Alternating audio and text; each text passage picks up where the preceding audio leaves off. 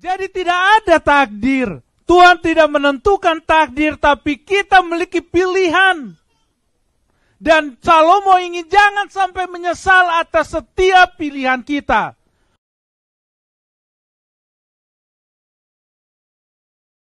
Khotbah ini saya sudah siapkan 2 minggu yang lalu. Dan semakin saya pelajari, berubah judulnya. Semakin dalam. Dan saya dapati ada poin-poin penting, makanya berubah judulnya. Sesuai dengan apa yang umat-umat Tuhan butuhkan pada saat ini.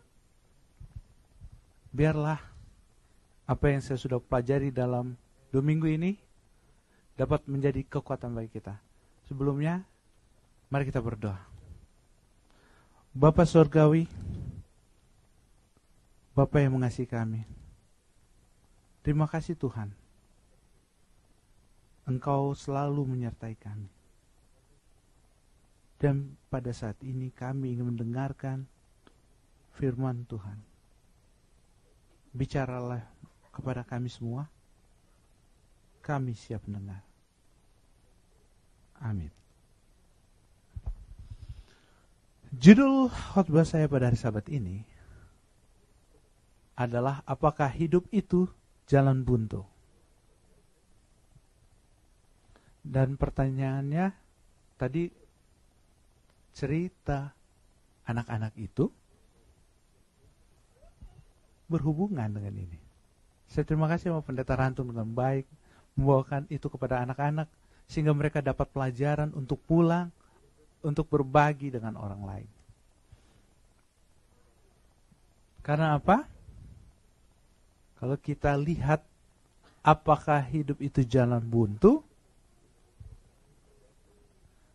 saya ambil dari Pengkhotbah 6.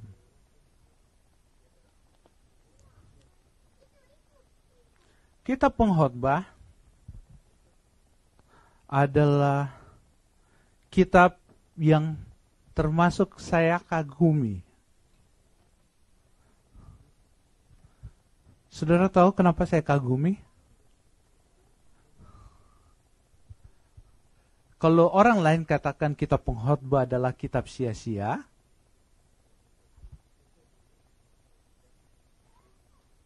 saya katakan kitab Pengkhotbah adalah kitab penyesalan. Kenapa kitab penyesalan? Karena kitab Pengkhotbah ditulis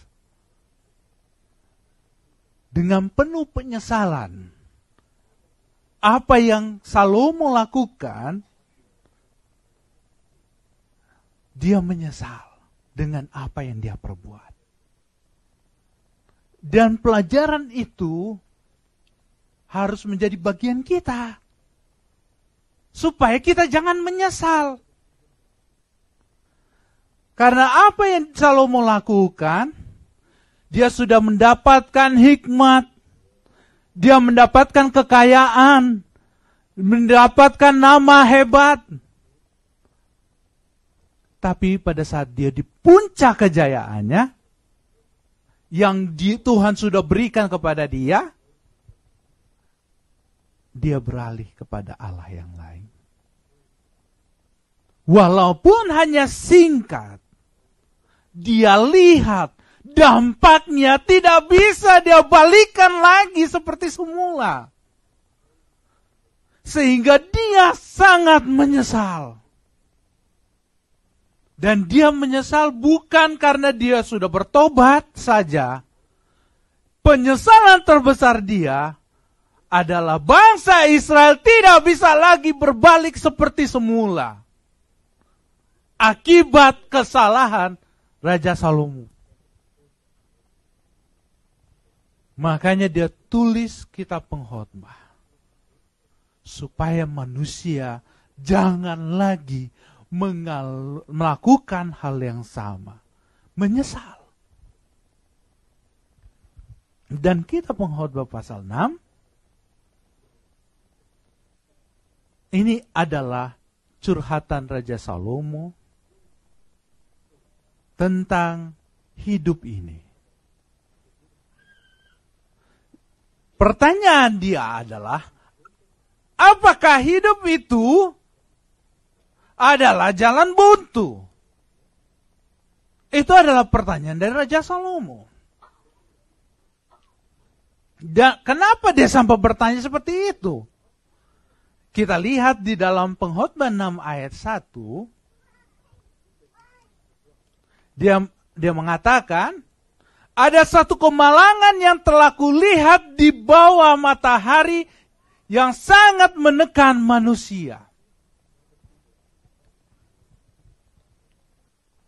Dia bilang, ada yang malang yang dapat menekan manusia. Pertanyaannya, apakah kemalangan itu? Apakah kemalangan itu? Yang membuat manusia memiliki jalan buntu. Dan bagaimana jalan keluarnya?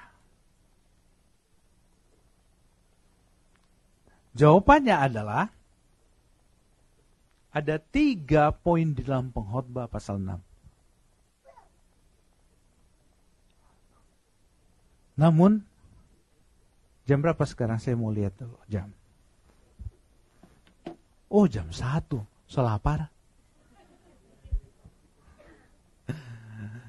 Jangan nanti soal ini, mulai karena saya berkhotbah ini memang 3 poin, tapi panjang.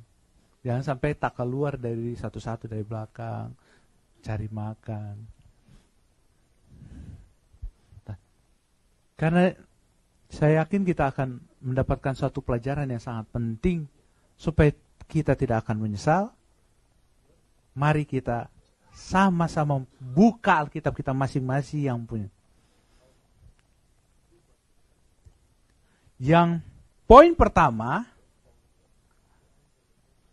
kekayaan tanpa menikmati.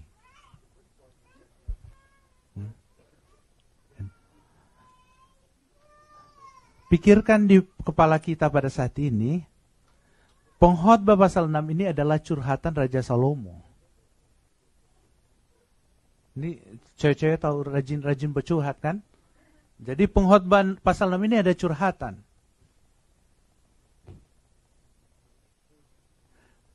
Kekayaan tanpa menikmati. Pengkhotbah 6 ayat 2. Inilah kemalangan yang Raja Salomo alami.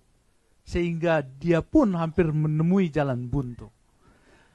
Orang yang dikarunia Allah, kekayaan harta benda, dan kemuliaan, sehingga ia tak kekurangan sesuatu pun yang diingininya. Tetapi orang itu tidak dikaruniai kuasa oleh Allah untuk menikmatinya, melainkan orang lain yang menikmatinya. Inilah kesia-siaan dan penderitaan yang pahit.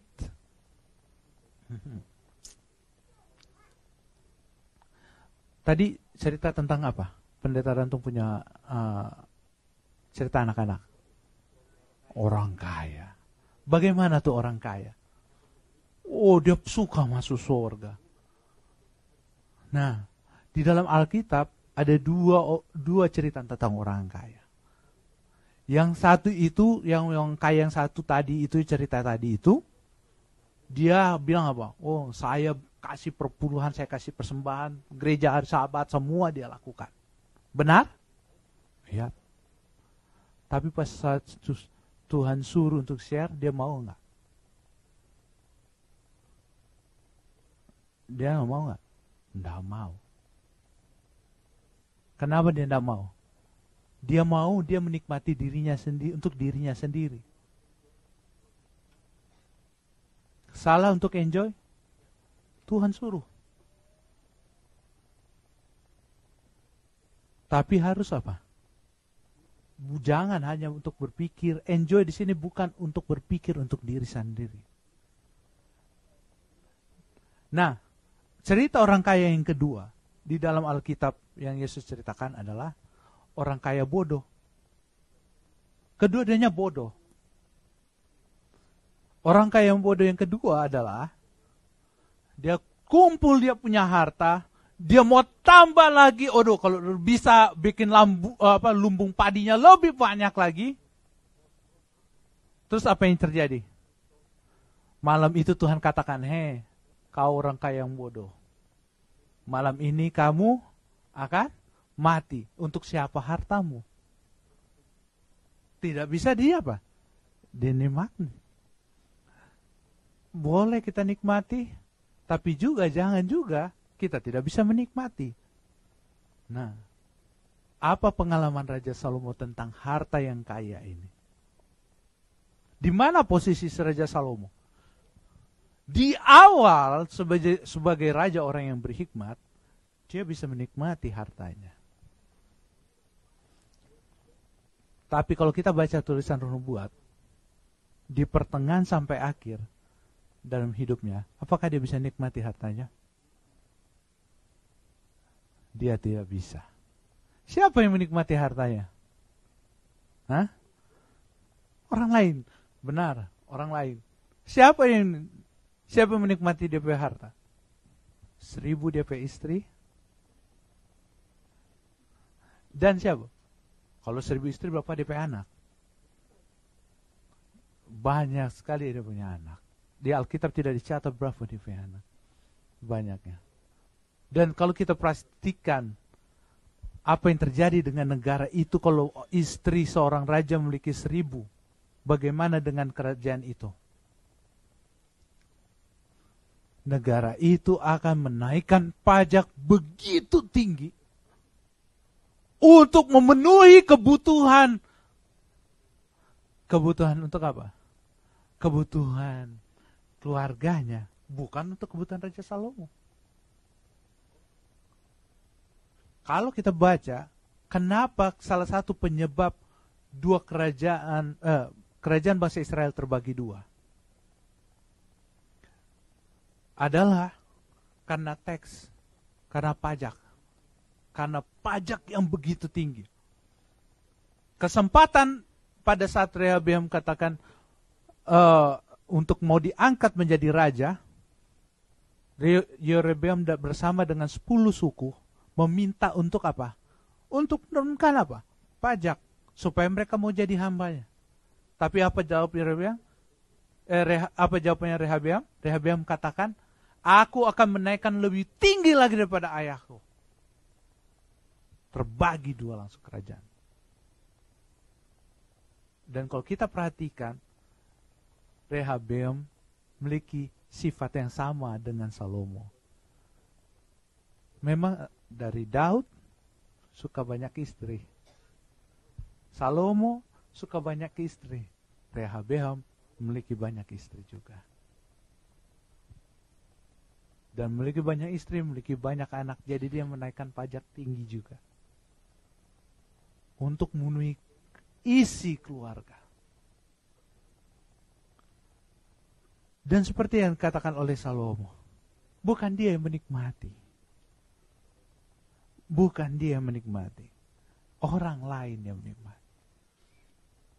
Pertanyaan kepada kita, siapakah yang menikmati kerja keras kita setiap hari? Bagaimana kita mau menikmati apa yang Tuhan sudah berikan kepada kita? Karena harta itu yang Tuhan kita milikan adalah pemberian Tuhan. Itu adalah gift. Jadi kalau kita pergunakan hanya untuk kesenangan dunia saja, yang seperti yang Salomo lakukan untuk menikmati dunia ini, akhirnya dia tidak bisa menikmati apa yang dia punya. Orang lain yang menikmati itu. Bahkan dapat menghancurkan seluruh kerajaannya sendiri.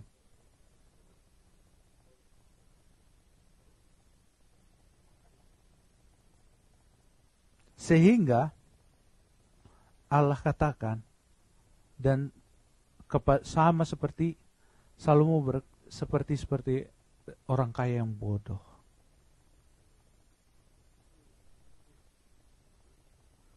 Orang yang kaya yang bodoh. Dan Salomo mengakui bahwa dirinya bodoh. Kenapa dikatakan dia bodoh? Salomo mengakui dia bodoh. Berapa kali di Pengkhotbah 5 dia mengatakan, saya adalah raja tua yang bodoh. Kenapa? Karena dia melihat apa yang terjadi.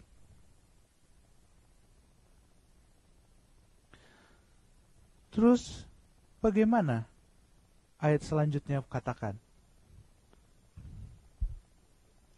Di ayat ketiga katakan, jika orang memperoleh 100 anak dan hidup lama sampai mencapai umur panjang, tetapi ia tidak puas dengan kesenangan, bahkan tidak mendapat penguburan, kataku, anak gugur lebih baik daripada orang ini. Waduh. Bayangkan. Di dalam ayat ketiga ini, anak yang sudah gugur itu lebih baik daripada orang yang memiliki apa? 100 anak. Daripada orang yang 100 anak. Kenapa? Karena tidak bisa menikmati hidupnya.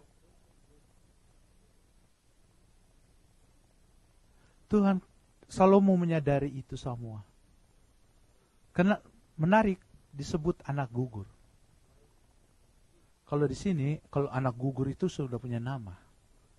Tapi pada zaman orang Israel, anak gugur itu tidak boleh punya nama. Kenapa? Supaya orang tuanya boleh langsung lupa. Supaya cepat move on. Dan yang boleh memberikan nama adalah siapa? Biasanya orang bilang, oh orang tua. Siapa di orang Israel yang menentukan nama-nama orang Israel? Adalah orang Lewi. Jadi, orang Lewi itu akan memberi nama sesuai dengan apa? Karakternya. Jadi nggak sembarangan memberi nama. Jadi kalau anak gugur yang tidak memiliki nama, lebih baik daripada apa? Lebih baik daripada orang yang memperoleh 100 anak, tapi tidak bisa menikmati apa? Kesenangan. Wah, menarik sekali ini. Yang tidak punya nama lebih baik daripada yang punya nama. Daripada yang tidak punya nama, yang punya nama tapi tidak memiliki apa? Tidak bisa menikmati kesenangan. Wow. Siapakah sebenarnya yang Salomo katakan ini? Kembali lagi, kita harus ingat, ini adalah curhatan siapa? Salomo punya curhatan. Dia bilang, saya itu. Seringkali kita berpikir, kalau kita punya nama tertempel itu lebih baik dari orang lain. Tapi saat ini Salomo katakan, bahwa nama yang kita buat itu kalau tidak sesuai dengan karakter yang Tuhan sudah berikan, lebih baik kita berhidup sama dengan apa? Anak yang sudah gugur. Hidup kita sama dengan orang yang sudah gugur. Yang belum lahir, tidak mengenal dunia ini. Yang belum pernah kenal dunia ini. Karena kita punya hidup sama dengan dia. Kenapa hidup kita sama dengan dia? Karena hidup kita dalam bayangan-bayangan kegelapan. Kalau kita berpikir hidup punya nama itu lebih bagus. Namun sesungguhnya Salomo katakan, ingat, Raja Salomo ini ada raja yang memiliki nama maha besar. Karena dia terkenal. Tapi pada saat ini dia katakan dia punya nama itu tidak ada artinya. Karena dia tidak hidup sesuai dengan Tuhan punya keinginan. Dan pada saat kita memiliki nama namun tidak seperti yang Tuhan inginkan, maka kita sama dengan anak yang tidak pernah mengenal dunia ini. Kebinasaanlah yang kita akan terima.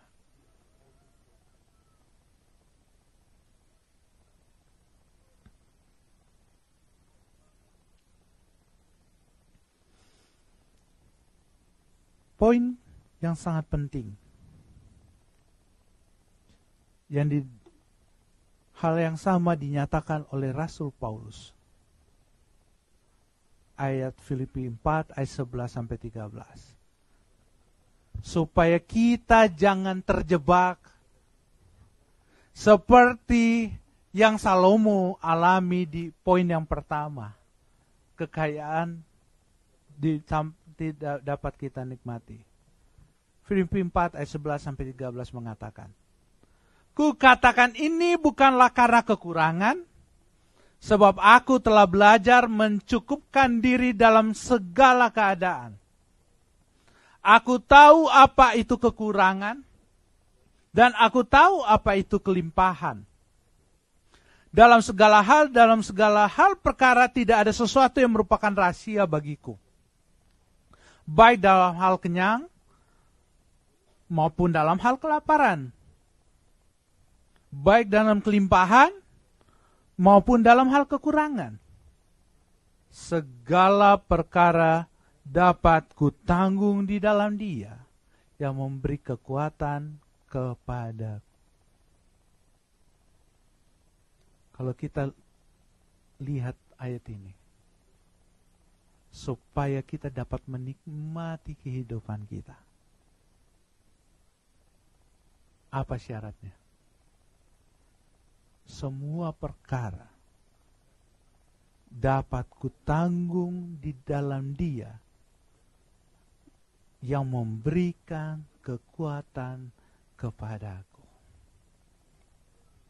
Salomo bertobat, menyesal. Tapi apa yang membuat dia bisa tenang? Jawabannya adalah karena dia memperkarakan hidupnya kepada Kristus.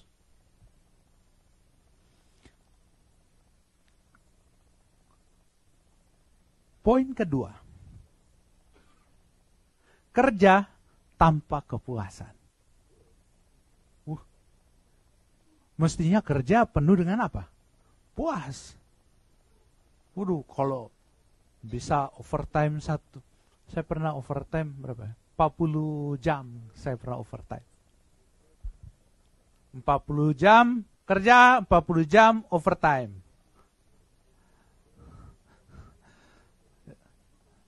Saudara tahu apa yang jadinya? Minggu berikutnya saya sakit 3 hari.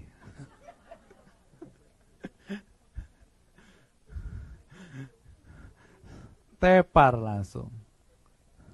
Bayangkan saya dari jam 7 pagi, itu berapa tahun lalu itu, pulang jam 3 pagi, masuk lagi jam 7. Itu setiap hari kecuali hari Jumat. Masuk lagi hari Minggu. Waduh, 40 jam. 3 hari berikutnya saya sakit. Itulah yang dunia tawarkan. Kenapa? Kita kerja selalu tidak pernah puas. Kenapa kita nggak bisa puas? Kita lihat ini ya. Ini pengalaman Raja Salomo. Di Pengkhotbah 6 ayat 7. Ada ayat yang sangat penting.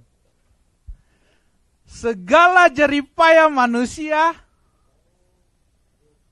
adalah untuk apa? Sekarang kita tanya, gak usah baca ayatnya. Segala jeripaya manusia untuk apa? Sekarang saya mau tanya. Saudara bekerja untuk apa? Untuk makan. Aduh. Jangan malu-malu nanti kalau ditanya restoran mana yang kita mau makan nanti malam. Usah malu-malu. Itu bukan saudara saja, bukan saya saja, tapi Salomo juga begitu. Bukan rahasia lagi. Kalau dia bilang apa? Nanti sore makan di mana, Kang? Sudah makan di sana. Cari yang lain. Raja Salomo juga begitu. Ini curhatan Raja Salomo. Segala jeripaya manusia adalah untuk mulutnya. Untuk mulutnya. Namun keinginannya tidak pernah dipuaskan. So makan sedap di sini, kurang sedap, cari yang lain lebih sedap. Kalau so sedap, enggak mau pindah-pindah restoran. Kalau so sedap, hanya makan di rumah. Cari yang lebih lagi. Kalau weekend, kalau bisa di restoran, kan biar alasan aja tuh laki-laki bilang gini. Alasan, kasih istirahat dulu itu istri satu weekend. Iya kan? Kasih istirahat. Masa kerja masuk setiap hari, Kang? Padahal sebenarnya mau cari yang lebih sedap. Tapi ini Salomo melakukan katakan. So kerja berat 6 hari, masa tidak dinikmati setidaknya restoran sekali. Segala jeripaya manusia adalah untuk mulutnya. Namun keinginannya tidak terpuaskan. Pertanyaan. Salah? Salomo tidak bilang salah. Salomo tidak bilang salah. Yang masalah adalah kalau kita tidak bisa mengendalikan selera kita.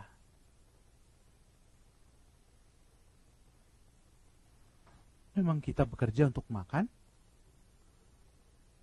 tapi jangan sampai selera kita mengendalikan kita. Sama seperti tadi, boleh bekerja untuk mendapatkan harta? Boleh. Tapi jangan juga bekerja itu tidak kita nikmati. Sehingga pada saat kita tidak menikmati, hanya kerja loh. Seperti saya bilang itu, 80 jam overtime. Tepar. Di situ saya belajar bahwa Tuhan tidak mengendaki bekerja berlebihan. Tuhan perlu untuk kita apa? Menikmati. Cukuplah hari ini. Dalam doa Bapa kami itu apa Tuhan bilang? Berikan kami makanan kami berlimpahan. Enggak kan? Cukup pada? Dengar itu. Bukan yang berlimpahan. Jadi kita pun kerja, bukan mau kerja untuk mati. Kerja untuk apa? Hidup.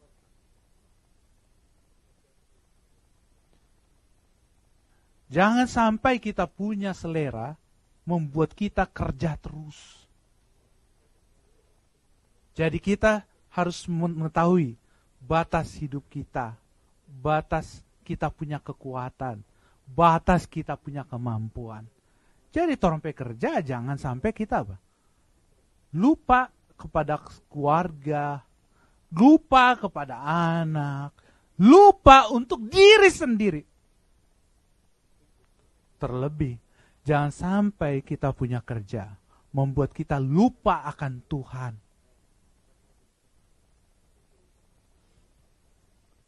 Karena sebenarnya yang membuat kita kerja keras itu adalah kita punya selera.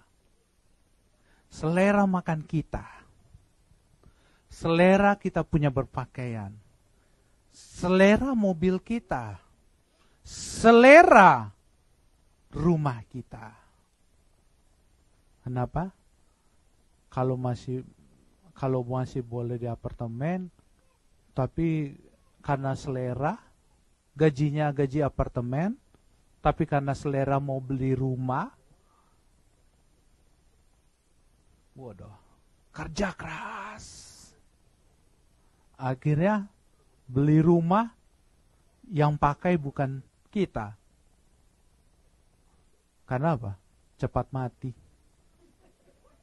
Yang pakai orang lain.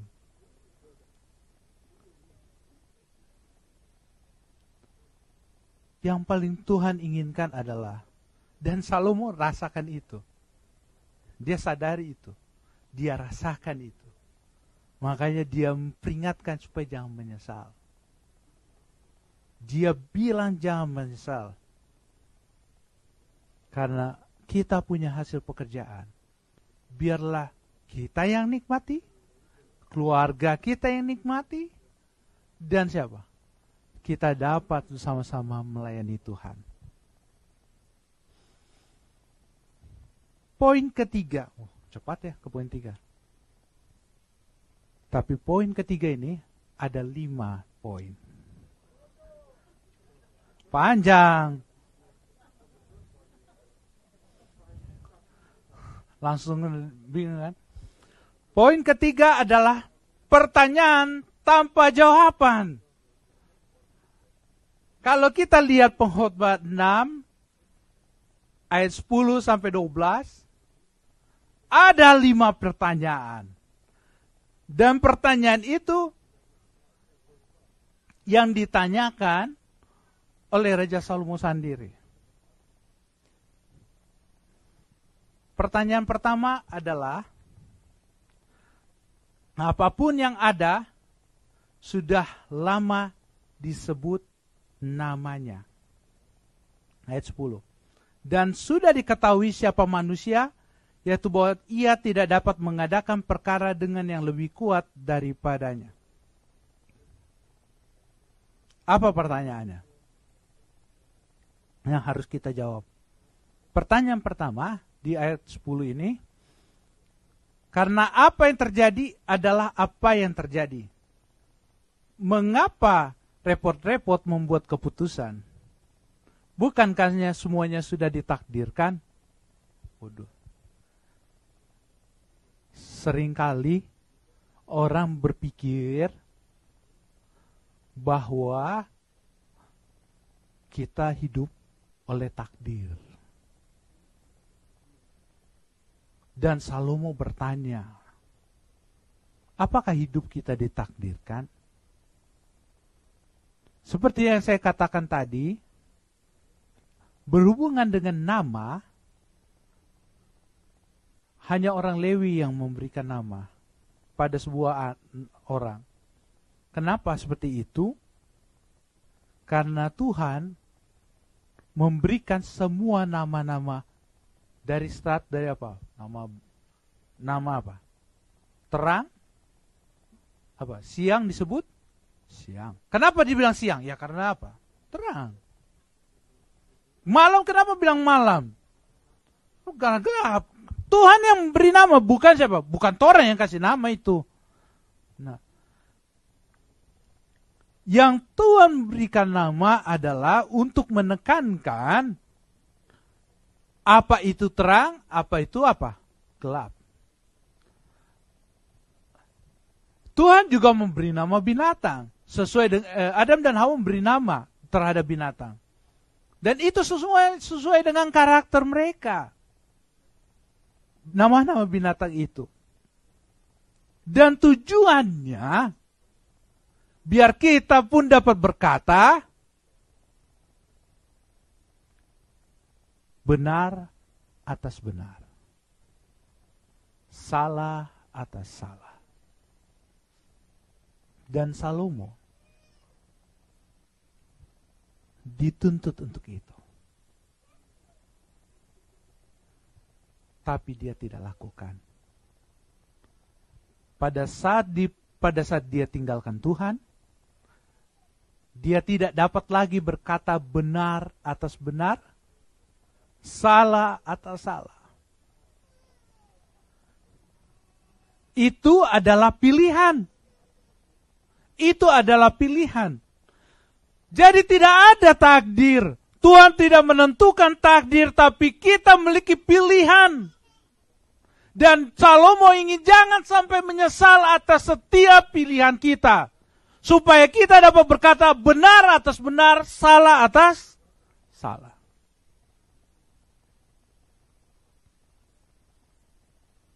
Pertanyaan yang kedua.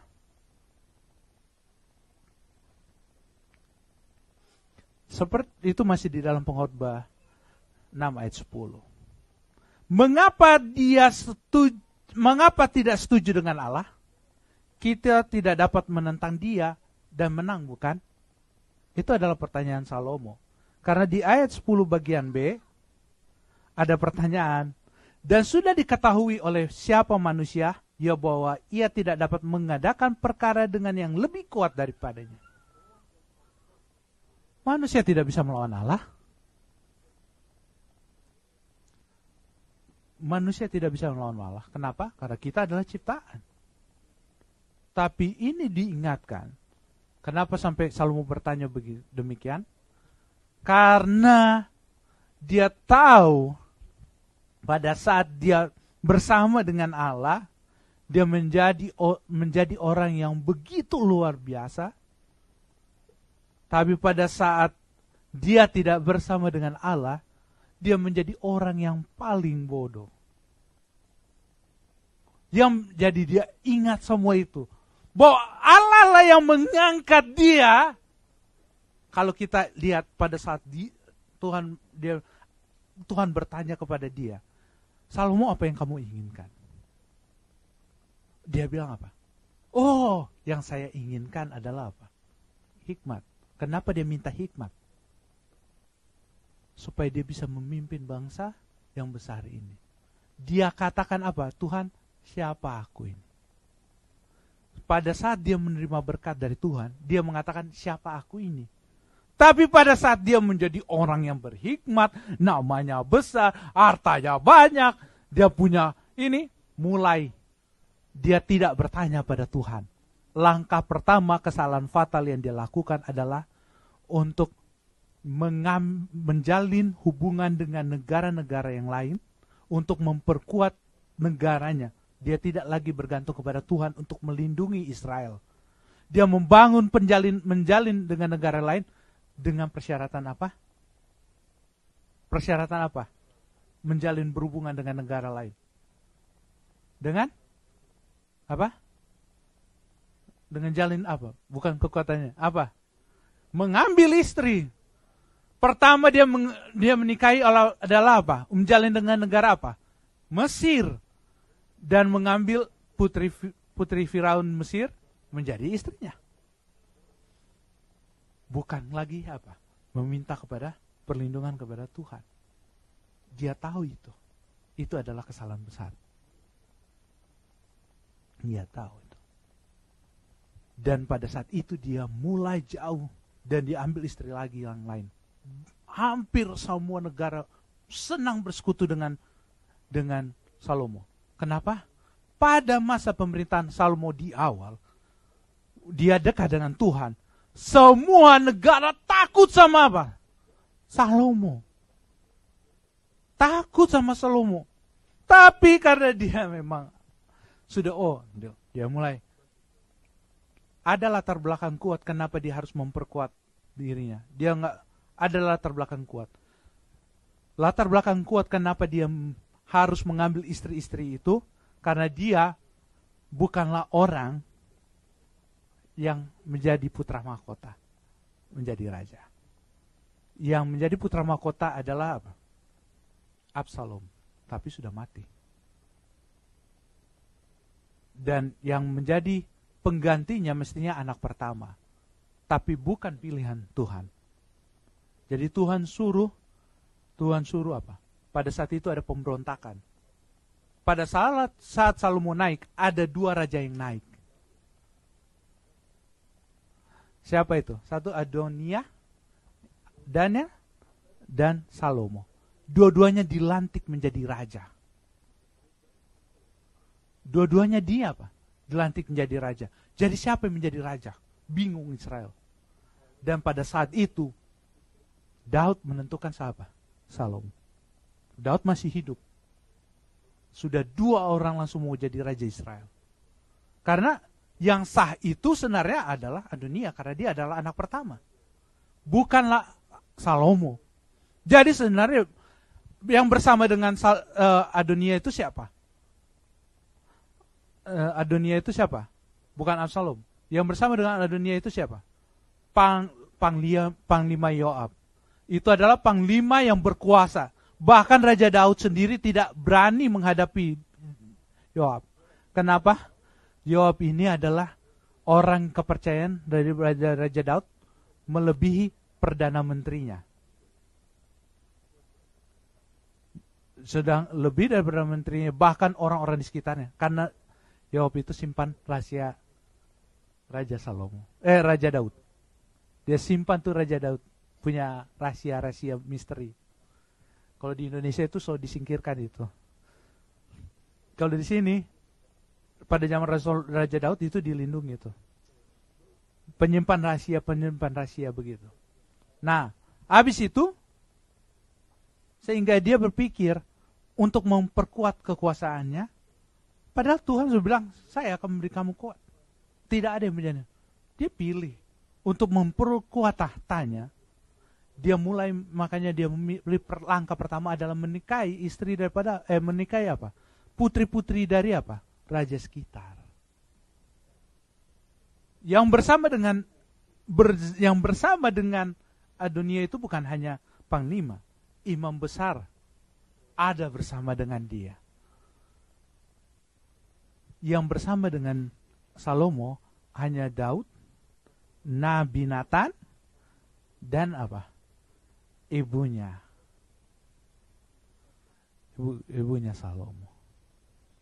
Terlebih yang harus Salomo sadari, Tuhanlah yang mengangkat Salomo. Makanya Salomo katakan, siapalah aku ini? Siapalah aku ini? Tapi pada saat sudah mencapai kejayaannya, bukan bertanya siapalah aku ini, siapa kamu Tuhan? Pada saat tinggi, dia bilang, siapa kamu Tuhan? Jatuh dia. Makanya dia bertanya, apakah aku bisa melawan Tuhan?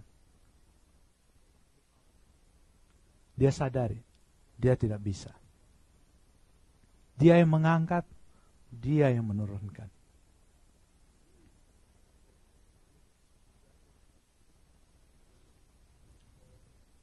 Pertanyaan ketiga.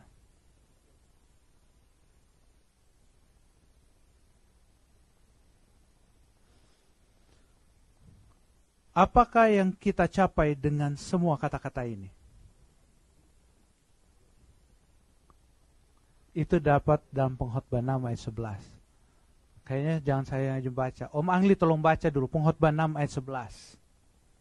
Karena makin banyak kata-kata, makin banyak sia-sia. Apakah faedahnya untuk manusia? Nah, menarik. Jangan banyak bicara. Karena Salomo katakan, semakin banyak bicara, makin banyak. Kanan kiri, mulai mungkin pertama bicara tentang yang fokus, tentang firman Tuhan. Next, bicara orang lain. Jadi jangan banyak bicara. Cukup aja bicarakan tentang firman Tuhan. Makanya Salomo katakan, semakin banyak bicara, tidak ada maknanya lagi. Cukup sedikit saja bicara. Yang penting saja. Kalau tidak, semua pembicaraan kita akan jadi sia-sia pada hari Sabat. Poin keempat. Saudara senang ya? Tinggal sedikit lagi. Siapakah yang tahu apa yang baik bagi kita? Pengkhotbah 6 ayat 12. Karena siapakah yang mengetahui apa yang baik bagi manusia sepanjang waktu yang pendek dari hidupnya, yang sia-sia, yang ditempuhnya seperti bayangan? Siapakah yang dapat mengatakan kepada manusia apa yang terjadi di bawah matahari sesudah dia? Nah, pertanyaan Salomo ini, siapakah yang tahu yang baik bagi dia? Dia tahu. Dia kenapa dia tahu? Karena dia sudah bicara dengan Allah. Dia tahu bahwa Allah yang tahu yang terbaik bagi dia. Namun kadang-kadang, seperti saya katakan tadi, di pertanyaan ketiga, bisakah kita melawan Allah? Kenapa muncul seperti itu? Karena apa? keinginan kita yang memaksa kita, untuk selera kita itu memaksa kita, untuk apa? Untuk melawan Allah. Dan kalau dikatakan, nanti Tuhan sudah tetapkan. Kita selalu bilang, karena takdir. Apa yang terjadi kalau sudah ada masalah, kita bilang karena takdir. Kita sebenarnya sedang mempersalahkan Tuhan. Tuhan memberikan pilihan kepada saya dan saudara untuk melakukan apa yang benar. Tuhan menginginkan kita melakukannya. Dan Tuhan tahu mana yang baik bagi kita. Dia berikan yang terbaik kepada dia. Dengan apa dia berikan? Anaknya. Dia berikan yang terbaik kepada kita. Dan apa yang kita lakukan? Salomo sudah Tuhan berikan yang terbaik kepada dia. Apa yang Salomo balas? Apa yang dia balas? Dia buat bangsa Israel untuk jauh daripada Tuhan. Pertanyaan Pak kita, apakah yang Tuhan kita balas kepada Tuhan? Kalau kita tidak untuk memuji dan memuliakan Dia. Dengan hidup kita, setelah Dia korbankan hidupnya untuk kita. Pertanyaan kelima. Adakah yang tahu apa yang akan terjadi selanjutnya? Ini adalah pertanyaan tentang apa? The future. Jika Tuhan tahu apa yang terbaik, maka Dia tahu apa yang akan terjadi selanjutnya. Dia tahu apa yang terjadi di masa yang akan datang. Dan Dia akan beri yang terbaik untuk hidup kita. Pertanyaan, apakah hidup itu jalan buntu? Jawabannya adalah tergantung di mana kita letakkan hidup kita. Kalau kita taruh di dalam tangan Tuhan, kita akan menikmati seperti Raja Salomo punya masa kejayaan. Tapi pada saat kita taruh di dalam tangan kita, kita akan menikmati kehancuran sebagaimana yang Salomo alami. Salomo katakan, jangan menyesal. Karena itu, biarlah kita letakkan hidup kita di dalam tangan Tuhan. Amin.